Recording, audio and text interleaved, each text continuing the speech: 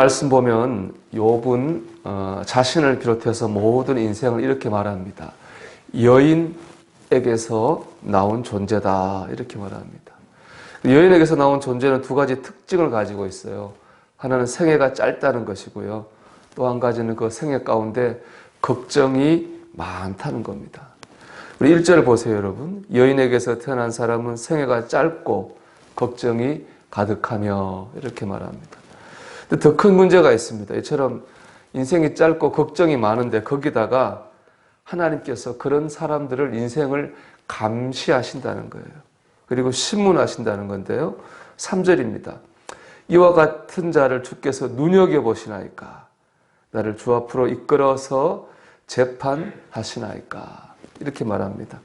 눈여겨보신다고 하는 것은 죄를 짓는지 안 짓는지 감시하신다는 것이고요. 재판하신다고 하는 것은 그 죄에 대해서 글자 그대로 죄를 물으신다 이런 뜻입니다. 이처럼 하나님의 감시와 신문이 우리 인간에게 괴로울 수밖에 없는 것은 왜냐? 인간이 죄를 지을 수밖에 없는 존재이기 때문에 그렇습니다. 오늘 4절에 이렇게 말씀하고 있죠. 누가 깨끗한 것을 더러운 것 가운데서 낼 수 있으리까? 하나도 없나이다. 자, 이 말씀은 더러운 것, 깨끗한 걸 더러운 것 낼 수 없다. 이 말씀은 시편 51편 5절에 나오는 다윗의 고백 같은 거예요. 다윗이 이렇게 고백하거든요. 내가 죄악 중에서 출생하였으며 어머니가 죄 중에 나를 잉태하였나이다. 나를 낳은 어머니도 죄인인 거예요. 그러니까 그 가운데 태어난 나도 죄인일 수밖에 없는 겁니다. 사람은 다 죄인으로 태어났거든요. 그래서 죄를 지을 수밖에 없습니다. 그래서 하나님께서 죄가 있나 없나 감시하시고 그 죄에 대해 재판하시면 그걸 피해갈 사람이 아무도 없다는 거죠.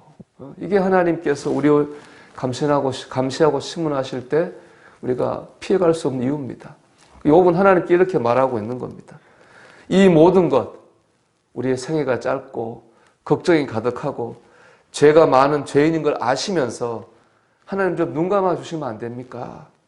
꼭 그렇게 불꽃 같은 눈으로 감시하시고 신문하셔야 되겠습니까?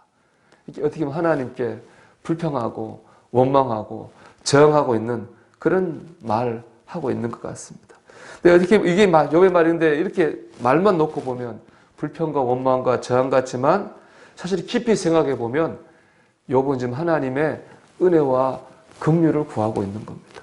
하나님, 내가 이렇게 연약하고 죄인인 존재입니다. 하나님 나를 구하시고 살려주십시오. 하나님 살려주셔야 내가 살 수 있습니다. 이 말을 사실은 욥이 하고 있는 겁니다. 하나님 나를 불쌍히 여기십시오. 이 말을 하고 있는 거거든요. 욥은 지금 자신이 살 수 있는 길은 하나님밖에 없다고 하는 것을 알고 있는 겁니다.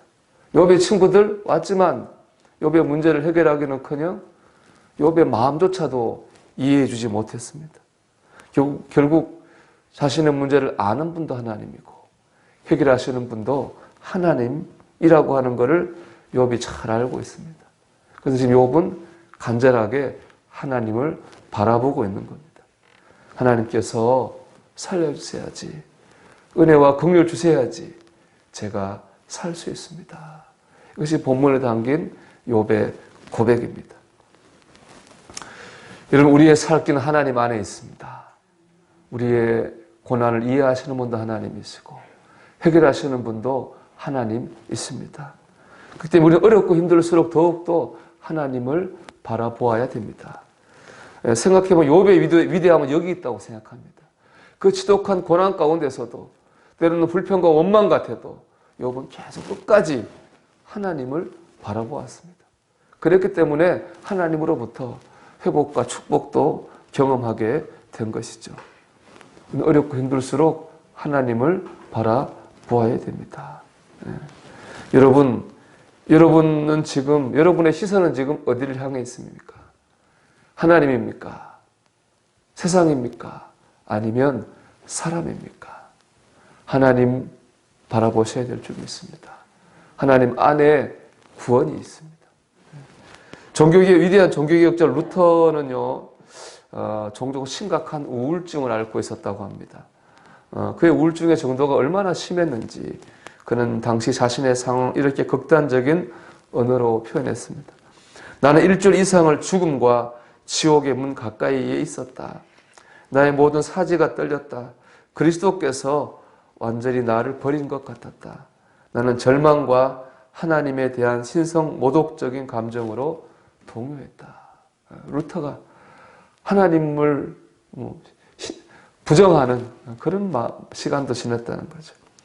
루터가 이와 같이 영적으로 또 심리적으로 절망하고 있을 때 어느 날 아침에 이제 밥을 먹으러 식탁에 앉았는데 루터의 부인이 상복을 입고 있는 거예요. 루터가 묻습니다. 부인, 누가 죽었어?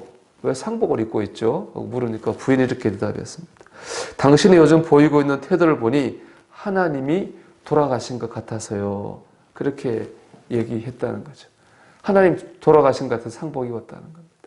부인의 말을 듣는 루터가 깨달은 거예요. 하나님이 나를 버리셨다고 생각하는 그 순간에도 하나님은 살아계셨던 것이죠. 문제는 루터가 하나님을 바라보지 못했습니다. 그랬기 때문에 힘을 잃었고 그랬기 때문에 우울했던 것입니다.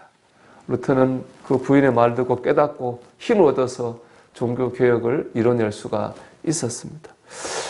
루터 같은 종교개혁자들은 정말 의지가 강하고 신앙이 좋은 분들이거든요. 신앙을 위해 목숨을 버린 분들인데 이런 분들도 이렇게 보면 연약한 존재였구나. 그 또한 여인에게서 난 존재였구나 하는 것을 이거를 통해서 우리가 알 수 있습니다.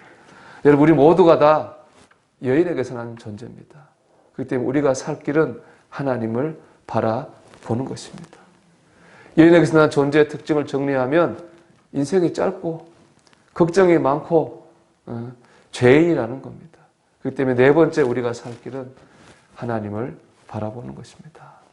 오늘도 여러분 하나님을 바라보며 하나님을 통해서 힘과 은혜를 공급받으며 사는 저와 여러분 되시기를 주님의 이름으로 축원합니다. 기도하겠습니다. 하나님, 저는 여인에게서 난 존재입니다. 하나님께서 은혜를 주시고 긍휼을 베풀어 주셔야 살 수 있습니다. 하나님 인도해 주시옵소서. 하나님 바라보며 기도드리겠습니다.